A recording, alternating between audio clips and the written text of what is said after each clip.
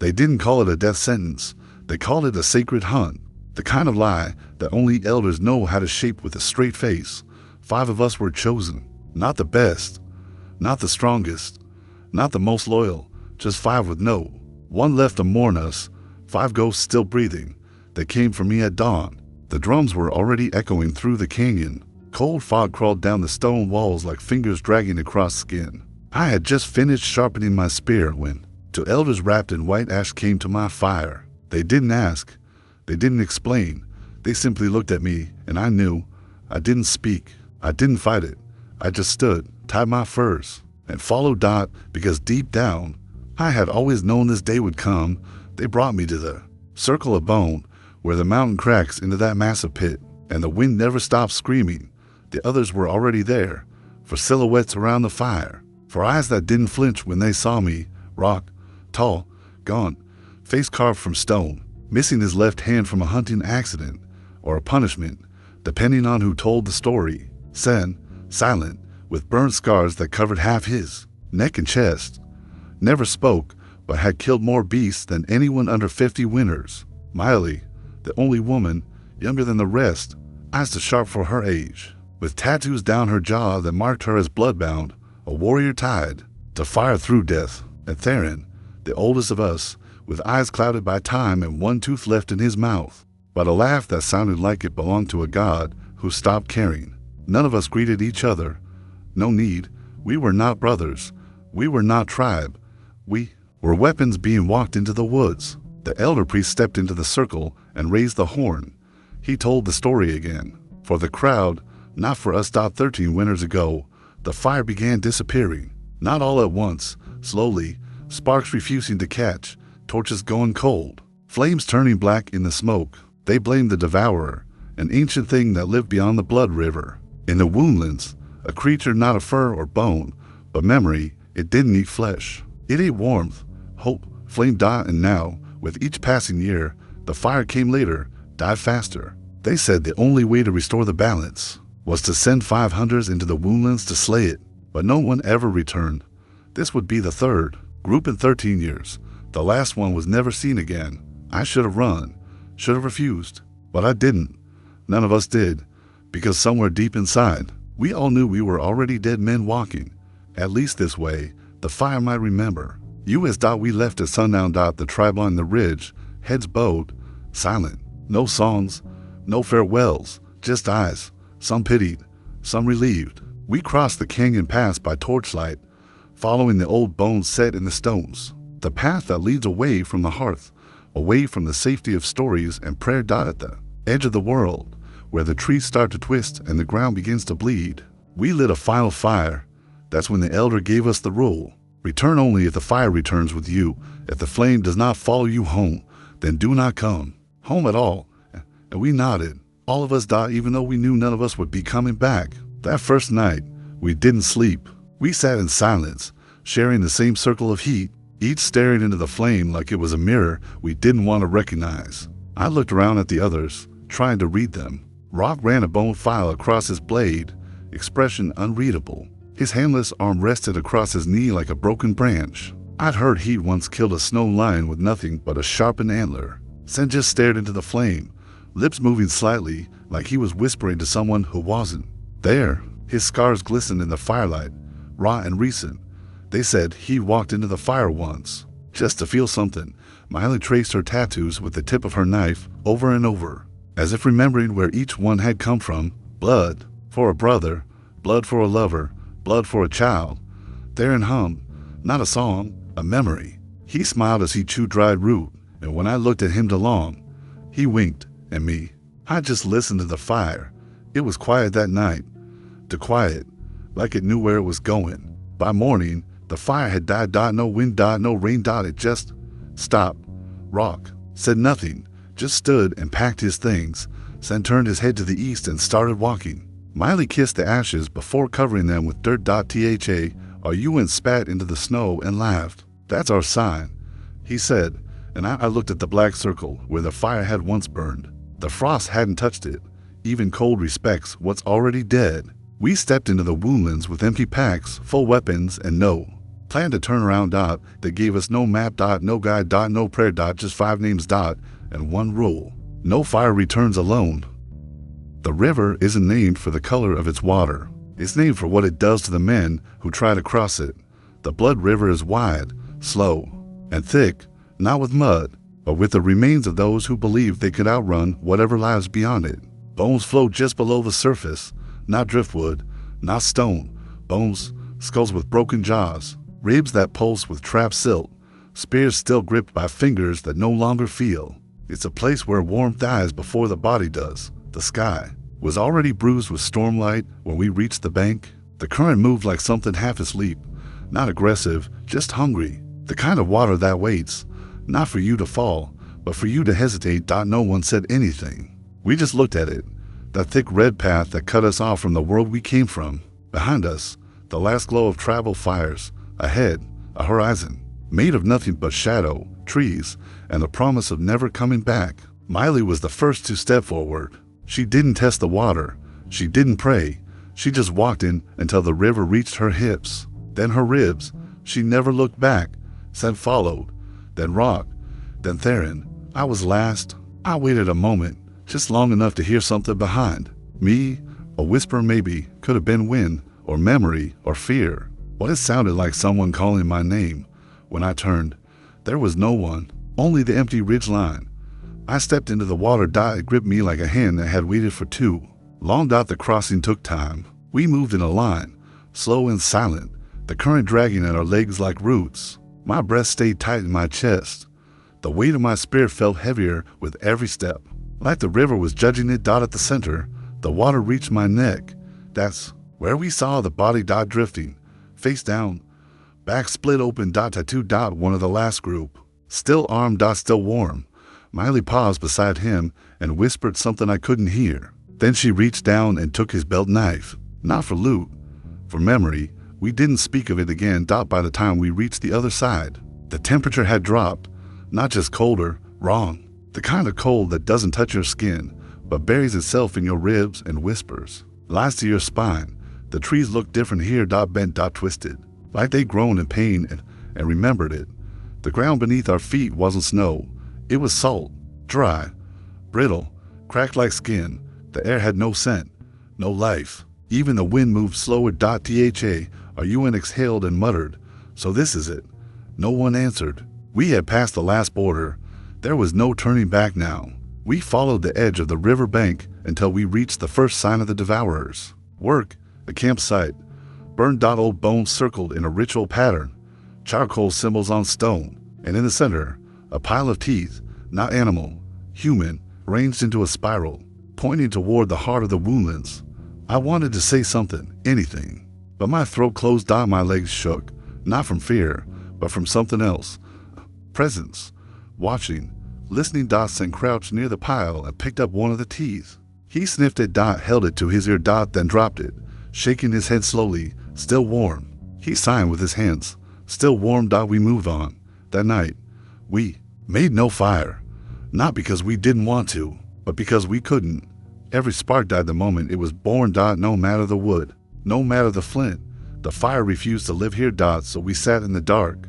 5 shadows, 5 fading heartbeats, faces lit only by the memory of what heat used to feel like.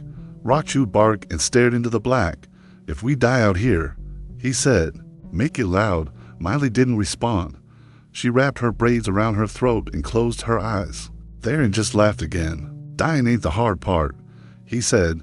"The hard part's knowing someone else already did it better." I didn't sleep, not because I was afraid, but because something in the dark was breathing in rhythm with me. Not behind me, not beside me. Inside me. When dawn came, the air had turned yellow, not light, disease. The clouds rolled in slow and low, and for a moment, I thought I heard chanting in the trees. But it wasn't in any tongue I knew. Rauq stood first. He didn't speak, just pointed forward.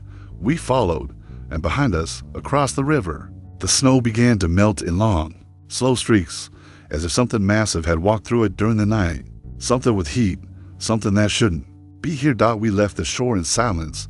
500s. No fire. No map.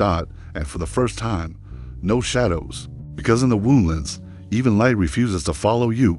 The woodlands don't welcome footsteps. They swallow them. The deeper we walked, the more the world lost its shape. Trees twisted like ribs pushing through skin. Their branches stretched like fingers begging for release.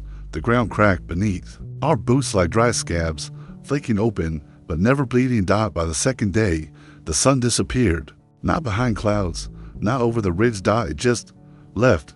The sky turned the color of stone. The wind stopped. The cold stopped. Even time felt like it had forgotten how to move forward. No one spoke.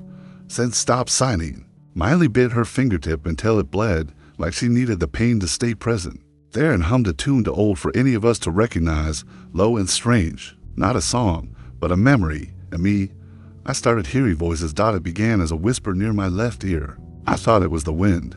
I turned. Nothing. Then later, just before sleep, I heard it again. My name, soft, precise, spoken the way only one person had ever said it, my mother. She died long before the second frost. I hadn't heard that voice in years. I didn't tell the others. I didn't even look at them. I just stared at the black trees and waited for the whisper to return. It did. That night, we tried to make fire again. Maeli struck flint against bark over and over until her hands bled. The spark would catch for a heartbeat, then die again and again, as if something was suffocating it. This place doesn't want fire, she muttered. It eats it. Rauq replied, voice low. No, not the place. What lives in it? We didn't sleep much, just drifted in and out, sitting with backs to trees that leaned far forward, like they were listening. Around midnight, the smoke came, not from flame, from the earth. It curled up between stones and from the cracks in bark. It rolled across the soil like it had been waiting for nightfall. It smelled like scorched hair and old blood. We stood, all of us. Not from a signal, from instinct. And then the voices came again. Not one, not two. Many. Layered, breathing through the smoke, familiar and impossible. The first was my father.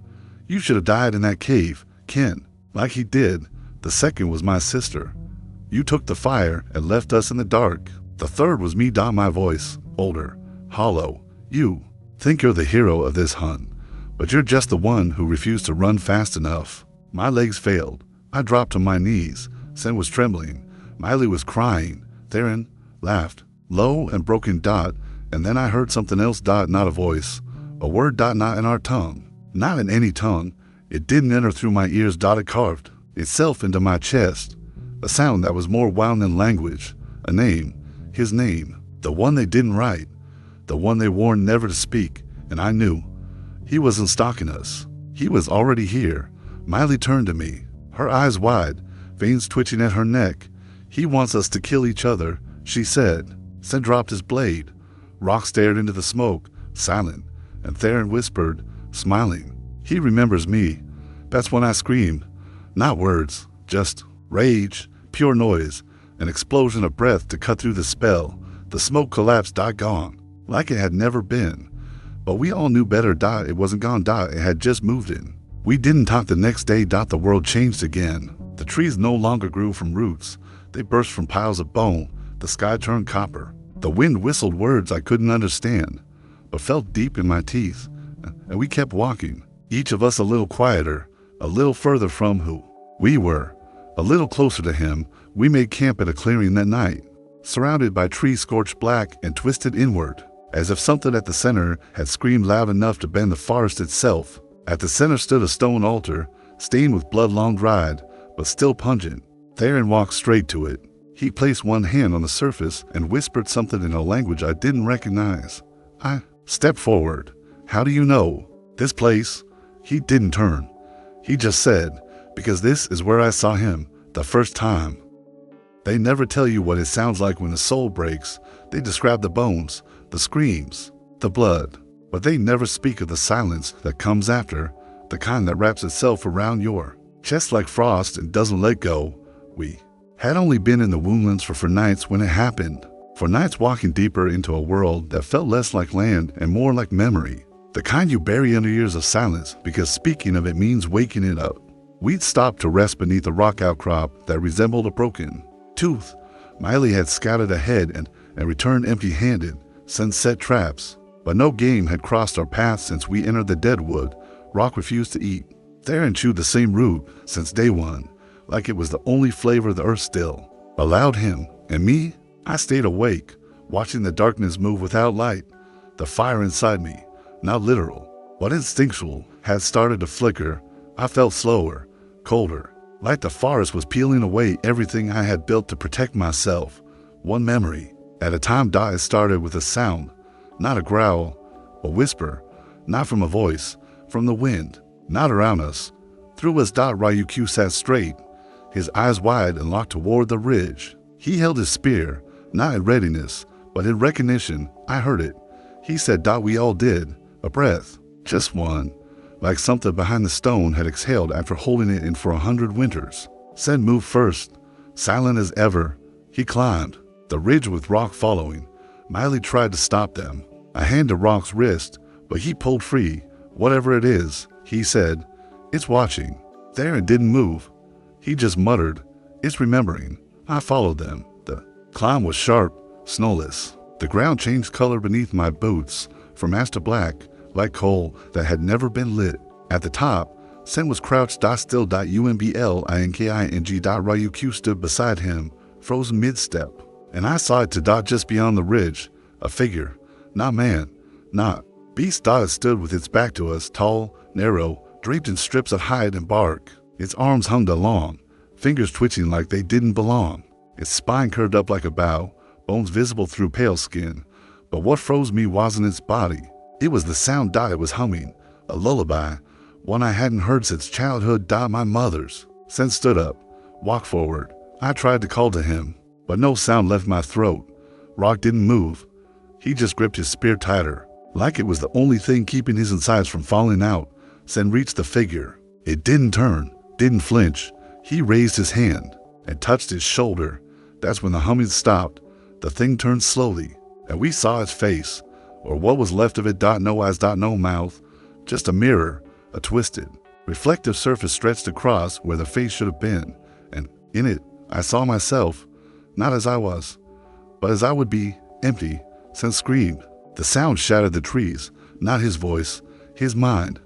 He dropped to his knees, clutching his head, and then he stopped breathing, just like that. No blood, no wound, just gone. The creature leaned forward, whispering something into the shell of his ear, words I couldn't hear, but felt in my ribs, and then it vanished into the air, like it had never been. Rauq ran to him. I followed. Senn was still warm. Still whole, still, staring. His eyes were open, but there was nothing inside them. Not fear, not peace, just absence. Like his soul had been pulled out through the pores of his skin and swallowed whole.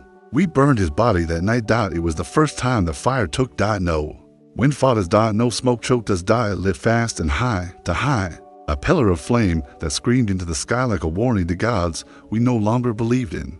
Maeli watched with her face blank. Tharun muttered prayers under his breath. Rauq sat beside the pyre, unmoving, his spear laid across his knees. And me, I stared into the flame, waiting for Senn's voice to come back through it. It didn't, but something else did. A whisper, Kaen, one down for to go. After the fire died, the ashes didn't cool.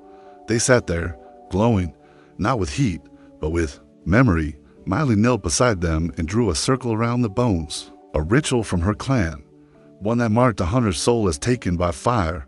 Rauq didn't help. Tharun didn't speak. No one slept that night. Before dawn, we packed what little we had left out for now, only for and each of us knowing that Senn didn't die because he was weak. He died because he listened. And whatever that thing was, the mirror face being with the song in its bones. It wasn't the Devourer. It was something worse. It was the warning. The ground changed after Senn died, not the soil, the weight beneath it, as if each step sank just a little deeper, like the earth now carried the burden of knowing we were down to 4. And it didn't like the odds. We walked for hours without speaking. The forest thinned into rock. The air dried and cracked our lips. The trees no longer bled. They wept dust. We followed the ridge of a dried riverbed carved by something whiter than water. Rauq said it had once been a fire line, where flame ran like flood. He was right. The stones were black, the bones were melted, and the silence had teeth. I started seeing flickers, not light, memories, shadows that moved just outside my vision. Familiar, personal. At first, I thought I was tired, dehydrated. Then I saw my brother, He was standing under a scorched arch of stone, barefoot, skin pale from death. He wasn't looking at me, just waiting, as if caught mid-moment in something he never finished. I stopped walking. Maeli almost collided with me. "What is it?" I pointed. "Don't you see him?" She followed my finger. "Nothing. Only stone. Only ruin. Kaen," she said. "There's no one there, but I saw him. I could hear him." "Do you even remember my face, brother? Or just the way I screamed when the cave collapsed?" I staggered backward, gripping my temples. His voice was inside my skull, dragging its fingers across my thoughts like it owned them. And then he was gone. Not vanished. Just burned away. We found the temple at dusk. It wasn't built. It was melted, a ruin of obsidian stone, twisted by heat so intense that pillars had collapsed into glass. Symbols were etched in scorched language along the walls, spiral patterns, claw marks. A sun with teeth. Maeli said the structure was older than the tribes. Pre-memory, she called it. A place built by those who worshipped fire before they feared it. Tharun stepped through the broken arch without hesitation. "This is where it happened," he said. I stared at him. "What happened?" He didn't answer, just pointed toward the altar. The altar was circular, blackened and smooth. In its center, a single stone sat glowing red, not from heat, from within, a coal that never died. Rauq reached toward it. Maeli grabbed his wrist. "Don't," but it was too late. The moment his fingers grazed the stone, he screamed, not out of pain, out of memory. He fell to his knees, eyes wide, breath gone, and I saw it too, through him. A boy, running, fire behind him, a village burning, a mother calling a name that wasn't his, a door closing, a body on the floor, and then nothing. The fire remembered Rauq. It showed him who he was before the lie. When he came back, he didn't speak for hours, just sat beside the altar, face pale, hands trembling. I wanted to ask what he saw, but I already knew. I could feel the heat in my own chest, a spark beginning to flicker, a warning that if I touched that stone, it would show me too much. So I waited. And the fire pulsed. Slow. Steady. Alive. That night, Maeli and I took watch. While Tharun and Rauq slept, the stars were hidden by smoke, and the wind had started to hum. The same lullaby from before, only this time, it came from the cracks in the temple walls. "I don't trust him," Maeli said. She was watching Tharun, her blade across her lap. "I don't trust any of us," I replied. She didn't argue. She just stared into the dark. "I saw my daughter once," she whispered, "out there, in the woods. She's been dead 5 winters, but she looked alive." "What did she say?" Maeli looked at me. She didn't have a mouth. I didn't sleep that night either, because I kept hearing voices from inside the stone. Not Rauq's, not Maeli's, mine. The cave didn't kill him. "Kaen, you did. You let the fire take him." I gritted my teeth until they cracked, covered my ears. But it kept coming. The fire remembered me, not the version I showed the world, the one who survived, who volunteered, who carried the spear with pride. I remembered the boy who ran. By morning, Rauq was gone. No trace. No prints. Just his spear, still warm, resting against the altar. We searched, but we knew. No one leaves the fire and walks out whole. Maeli spit in the ash. He touched something he wasn't ready to carry. Tharun said nothing. He just smiled. Again. And that scared me more than Rauq's absence. We left the temple at dawn. 3 now.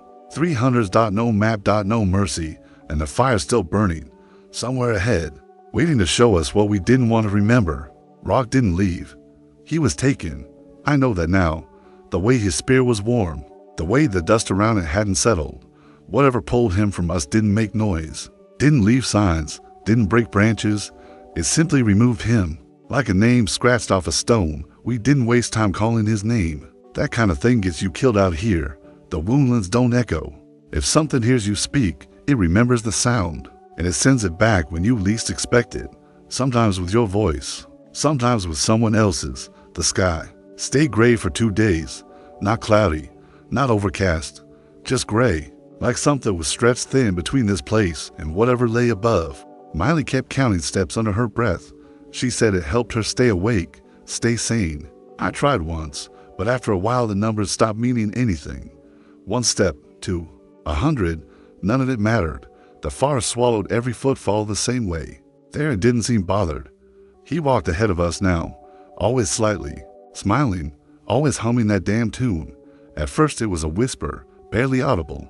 Then it got louder. I thought about telling him to stop, but part of me was afraid to hear what would come. Instead of the song, silence had weight here, too much. Wait.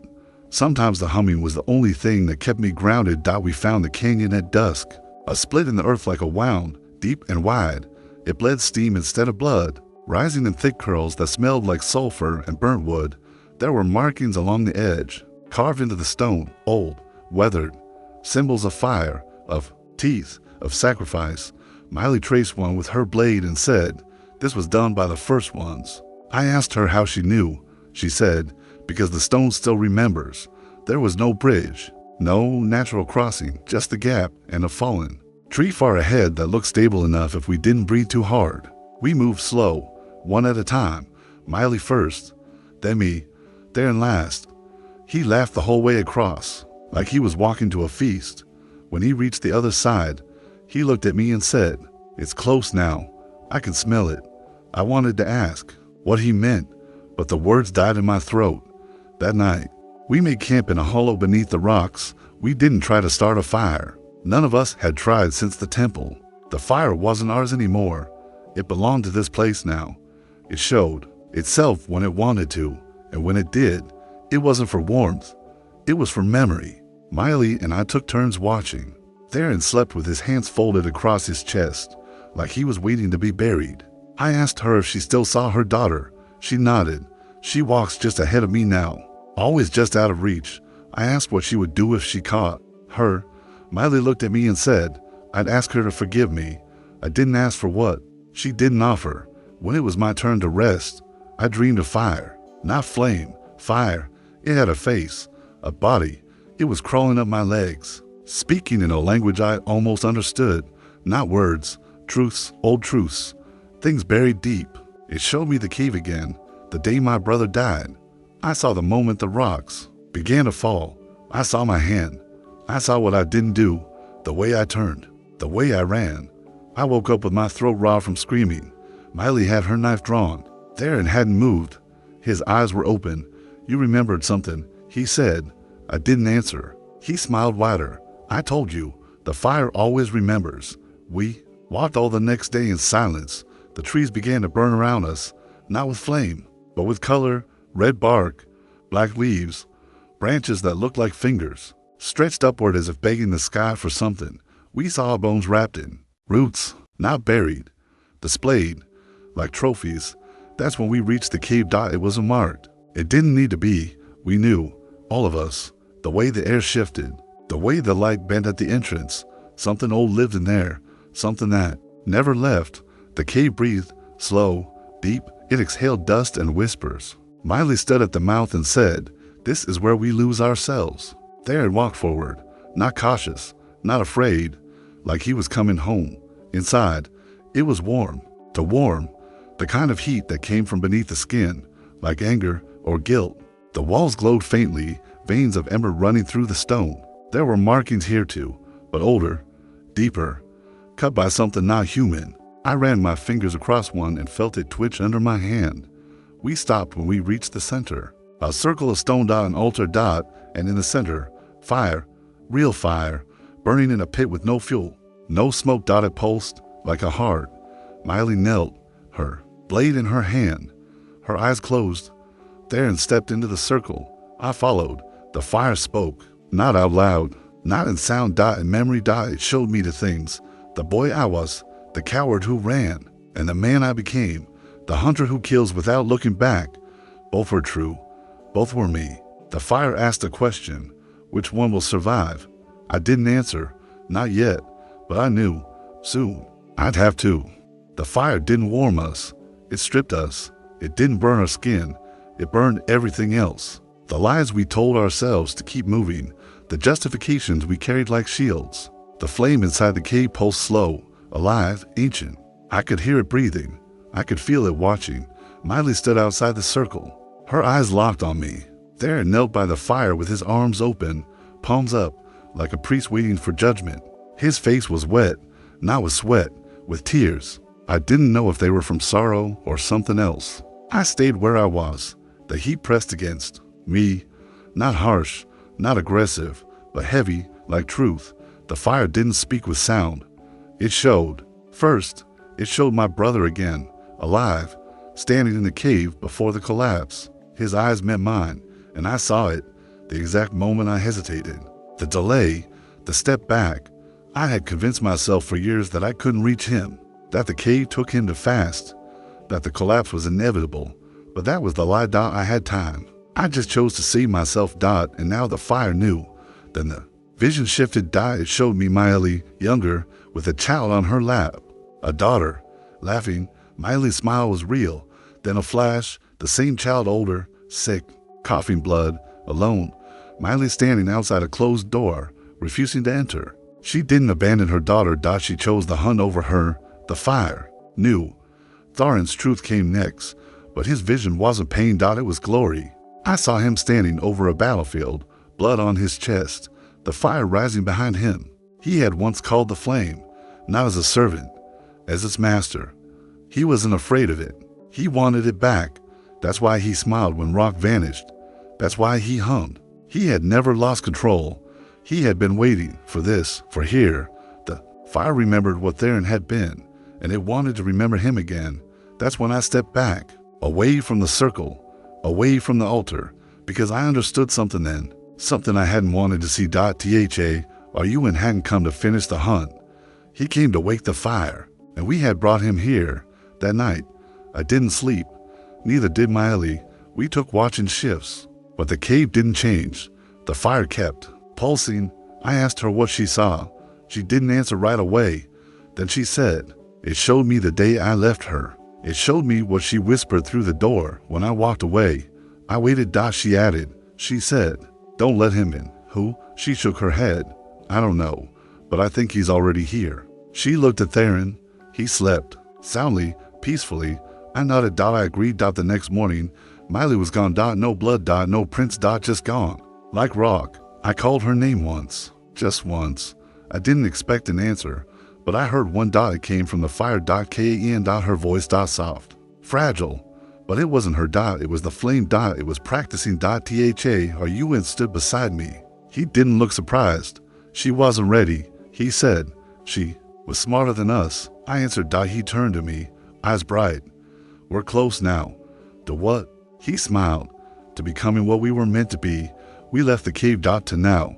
One fire. And only one of us would return. That much was certain. The Devourer was close. But maybe the real question wasn't what we were hunting. Maybe it was what we were becoming. The trees didn't grow in this part of the forest. They leaned, twisted, burnt black and stiff like statues of something mid-scream. The air was too still, too dry. The silence wasn't absence. It was tension. It felt like the forest had closed its mouth and was holding its breath, waiting to see what we would do next. It was just Tharun and me now. To left, we didn't speak. We hadn't said anything since leaving the fire cave. Every word felt like an offering the forest would steal from us. We moved through the ash fields like ghosts, our feet disturbing dust that rose in small storms and then vanished, like it was never there. The birds were gone. The wind too. The sky had turned a darker shade of gray, heavy and low. There was no light, but still we could see. The trees glowed faintly with veins of ember beneath their bark. Not fire, not yet, but something beneath it. Something alive. We followed the ground cracks. They weren't natural. They ran in a pattern, straight, branching, then straight again, like roots, but cleaner. Design. Tharun said nothing, but I saw the way he looked at them, like he was remembering something. Like the lines meant something only he could read. That's when we found the circle, a clearing, wide and perfect, like something enormous had knelt in the middle of the forest and crushed everything around it into symmetry. In the center, a pit, black, deep, breathing. I didn't mean to step forward. My body just moved. I walked to the edge and looked in. I saw nothing, but I felt it. The same way you feel something watching you through darkness. The same way you feel a predator before it moves. Tharun stood beside me. "This is where it lives," he said. I nodded. This was the place the shamans feared, the place no one returned from, the place the stories called the heart. The pit spoke. Not in sound. In pressure. My head rang. My teeth vibrated. My chest tightened. Something in that hole wasn't just alive. It was aware. Of me. Of him. Of everything. Then it began. The voice. Not loud. Not sharp. Just there. Inside me. Not in my ears. Behind them. A whisper made of static and memory. Kaen. It said my name. Not how anyone else said it, but how I used to say it to myself when I was small and scared. When I tried to believe I was stronger than the dark. It said it again. Kaen. And then I heard the others. Rauq, Senn, Maeli. Their voices, clear, layered, wrong, calling me, blaming me. Begging. All at once. You left me. You watched me burn. You should have died. I dropped to my knees. My hands pressed to my head. The pain wasn't pain. It was memory. Every scream I'd silenced. Every choice I'd rewritten. Every face I refused to see before sleeping. Tharun didn't kneel. He walked closer to the pit. His arms were open again. He spoke aloud now. I've come back. I'm ready. His voice echoed into the void and didn't return. The Devourer answered. Its voice wasn't made of sound. It was a feeling, hot and old and final, like something that existed before words. I couldn't understand it, but Tharun could. He nodded. He smiled, and then he turned to me. You were never meant to return, he said. You were meant to witness. To witness what? He spread his arms wider. The beginning, the truth, the cost. And then he jumped down into the pit. No scream. No impact. No sound. Just gone. Like the forest swallowed him whole inside in relief. The silence that followed wasn't empty. It was full. The Devourer had spoken, and now it was waiting for my answer.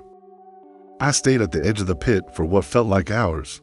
The air didn't move. My shadow didn't move. Even my breath felt like it had weight now. Like each inhale was a choice the forest let me make. I looked down, but there was no bottom, no light, no reflection. Just black. It didn't shine. It absorbed. Not just light, but thought. I could feel pieces of myself unraveling the longer I stared. Not memories. Identity. Tharun was gone, just like the others, and I didn't feel grief. Not in the way I expected. I felt something colder, like silence had taken a shape inside me and refused to let it go. A hollow, a space where the fire used to be. I thought of Maeli, of Rauq, of Senn. I didn't speak their names. I was afraid that if I said them aloud, the pit would answer in their voices again. I stood. My legs felt heavier now, not with fatigue, with truth. I wasn't here to hunt the Devourer. That was the lie. That was the story they told the village to justify sending 5 of us into the woundlands. No, we weren't hunters. We were offerings, sacrifices. The only difference was that we were told we had a choice. I walked away from the pit. I didn't run. There was nowhere to run to. The forest wasn't behind me anymore. It was all around. The same trees, the same light, the same air that felt like it had learned my name. The world had changed. Or maybe I had. Maybe now I could finally see it as it truly was. I didn't eat. I didn't drink. But I didn't feel weak. The hunger had been replaced with something else. The fire inside me had returned. But it didn't flicker like before. It was steady now. Heavy. Not for warmth. For purpose. I walked until I found the old shrine. It wasn't on any map. But I knew it. I had dreamed of it as a boy. A circle of black stones, buried deep beneath the roots of the mountain. I thought it was just a myth, a story told by elders to scare us away from the North Trail. But it was real, just as the Devourer was real. The shrine was cracked, covered in vines, but I recognized it. There were markings along the inner walls, scratched by hands long dead, symbols of fire, eyes a single hunter standing alone, with 5 shadows behind him and 1 before him, kneeling. I stepped into the center and sat. The fire inside me pulsed once, then again. Then it began to rise, not around me, from me. My skin began to glow, not with heat, with memory. Every mistake, every moment I ran, every scream I never answered, every name I failed to protect. And then the voice returned, Kaen. But this time, it wasn't coming from the forest, it was coming from within. The Devourer wasn't a creature. It was an inheritance, it passed from hunter to hunter, to the one who survived, the one who watched the others fall, the one who remembered. It wasn't here to consume. It was here to become. And now, it had chosen. When I opened my eyes, the world wasn't different. The air smelled the same. The ground still cracked beneath my steps. The trees still whispered without wind. But something inside me had shifted, not a change, a return. like something ancient had woken in my bones and stretched for the first time in centuries. I didn't feel pain. I didn't feel power. I felt presence. I could hear the forest breathing now, deep and slow. Like a beast in sleep, I could feel the thoughts of the fire beneath the stone, murmuring in a voice older than language. I could see the pulse ahead of me, not with my eyes, but with something deeper, as if the world had peeled back a layer and let me glimpse its veins. I left the shrine in silence. My footsteps no longer echoed. They weren't sounds anymore. They were signals. Each one told the forest something, and the forest answered. It moved aside when I walked. The roots didn't grab. The wind didn't resist. The ash didn't choke. Everything accepted me now, because I had become what it wanted. The Devourer wasn't a demon, or a god, or a beast. It was a role, a cycle, a memory passed from body to body, like fire passed from torch to torch. The old one sleeps when the new one breathes. It waits for the hunter to find the end of the path, and then it speaks. The voice inside me wasn't separate anymore. It wasn't whispering. It was mine. I walked for hours, days maybe. I didn't count. The forest didn't resist. I passed places we had walked before, only now I saw the truth behind them.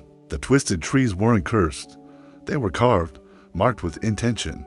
The ruins were not accidents. They were altars, warnings, and every one of them told the same story. Only one returns. Only one carries the flame. Only one becomes the voice. When I reached the final hill, I saw the village dot. It hadn't changed. The smoke from the hearth still rose into the dusk. The children still chased dogs between huts. The same woman sat weaving beside the fire pit where I had once told stories as a boy. But I didn't walk into the village. I stood at the edge of the woods, watching. They didn't see me. They couldn't. Not anymore. Dot to them. I was gone. Dead. A name carved into the stone beside the shrine. Like Senn. Like Rauq. Like Maeli. But I wasn't dead. I was the fire now. And the fire does not return to the home it left. Dot. It waits. Dot. It watches. Dot. It chooses the next. I turned from the village and walked back into the forest.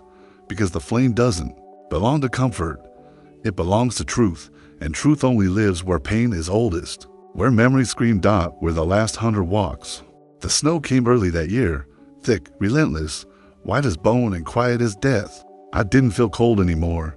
I hadn't for days, or maybe weeks. Time had stopped counting itself in this place. The sky didn't change. The sun never fully rose. The wind carried no scent, only memory, sharp, old, and unfinished. I built no shelter. I didn't need it. The fire beneath my skin kept my blood from freezing. Not heat, not warmth, but something else, something deeper. Like the flame had woven itself into my marrow. I didn't shiver. I didn't tire. My hunger had become memory. Too, I walked without direction, not lost, just untethered. The land no longer asked me where I was going. It simply allowed me to pass. Every tree that bent in the storm did so in rhythm. With my steps, every raven that cried above me seemed to echo thoughts I hadn't spoken aloud. I wasn't a visitor anymore. I was part of it now, or maybe it was part of me. This was the last winter. I knew it, not because anyone told me, because I could feel it in the bones of the land. The forest had given all it could. The wind was dying. The trees had whispered their last truths. What remained was silence, deep and final. And in that silence, I heard him again. Tharun. His voice wasn't broken. It was clear. He said, the fire has to burn something, if not the world. It burns the soul. I stopped walking. His voice wasn't in my head this time. It came from the cave ahead, the same cave, where it all began. Where we first saw the circle, where Senn died, where Rauq vanished, where Maeli changed, where I was chosen. I stepped inside. Nothing had changed. The fire still burned at the center. No wood. No smoke. Just that endless, glowing core pulsing slow like a living heart. I walked to the edge and sat. No fear. No questions. The silence welcomed me. The fire pulsed once more. And then I spoke aloud, not to it. To myself. My name is Kaen. My brother died in the collapse because I ran. I watched Senn fall. I didn't stop Rauq. I couldn't save Maeli. I came here thinking I could fix something, but the hunt wasn't about fixing. It was about remembering. I am not the last hunter. I am what the hunt leaves behind. The fire pulsed again. I stood. The cave shook gently. The air changed. The silence deepened. And then I saw her. Maeli. Just a glimpse. standing at the mouth of the cave. No expression, no breath, eyes full of ash. Behind her, Rauq, motionless. And Senn, stared with the same empty eyes from that night on the ridge. They didn't speak. They didn't need to. They weren't here to haunt me. They were here to remind me of the cost, of what the flame takes, of what it gives back. I nodded to them. They faded, one by one. Like smoking wind. Then I turned to the fire and stepped in. I expected the fire to burn. It didn't. I expected to scream. I didn't.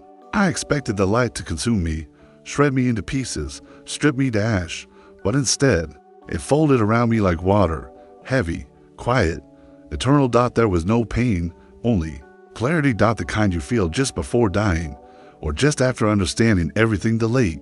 I didn't die, but I didn't remain the same either. I became something between memory and flame. The moment I stepped into the core, I saw it all at once. Not in flashes, not in dreams, in full. I saw every hundred before me, thousands, each one walking into fire thinking they were the first. Each one believing their choices mattered more than those who came before. Each one thinking they were different. They weren't. We weren't. We are the same story told by the forest again and again, whispered into new flesh, dressed in different names. 5 chosen. One returns, but not really, because the one who returns never comes back the same. I stood in that fire and felt them all pass through me. Senn's silence, Rauq's fear, Maeli's guilt, Tharun's hunger. I wore their choices like skin. I held their memories like tools. The fire carved their truths into my bones. Then it gave me one final gift. Sight. Not with eyes, with soul. I saw the village. Years from now. Another hunter, a new one. A boy standing in front of the elders, volunteering. Brave, naive. His name didn't matter. The path was already written. The forest already knew him. Then I saw myself standing at the edge of the trees, just like before. But this time, I wasn't Kaen anymore. I was the echo, the warning, the heat in the wind that whispers before it burns. I had become the thing the stories feared. Not because I was cruel, but because I remembered. The Devourer isn't a beast. It's the memory that never dies. And now it had a new voice. Mine. The fire faded. When I stepped from the cave, the sky had changed.